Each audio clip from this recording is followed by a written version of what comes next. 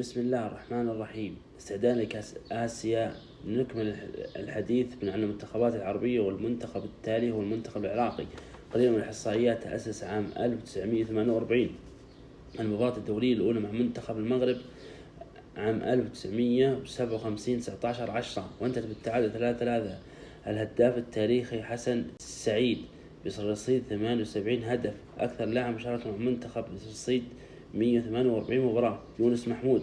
أكبر فوز على إثيوبيا 13-0 بتاريخ 1992 18/8. أكبر هزيمة من البرازيل 6-0 2012 من تشيلي. 6-0 2013 من تركيا. 7-1 1959. قليلا من الإنجازات. كأس آسيا مرة، كأس العرب 4 مرات أكثر من حققها، كأس الخليج 4 مرات، دور الألعاب العربية مرة، بطولة اتحاد غرب آسيا مرة، كأس العالم شارك مرة واحدة وخرج من دور المجموعات.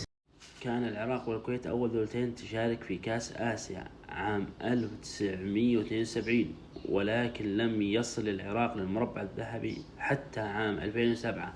كان في مجموعته تضم استراليا وعمان وتايلاند، ويتصدر مجموعته ليواجه فيتنام ويتغلب عليهما 2-0. ليواجه في نصف النهائي كوريا الجنوبية ويتغلب عليهما بركلات الترجيح. ليواجه في النهائي السعودية، وفي نهائي عرب رائع، وينتهي بفوز العراق 1-0، ليكون هداف البطولة وأفضل لاعب بها يونس محمود. يدخل منتخب العراق في هذا العام في المجموعة الرابعة.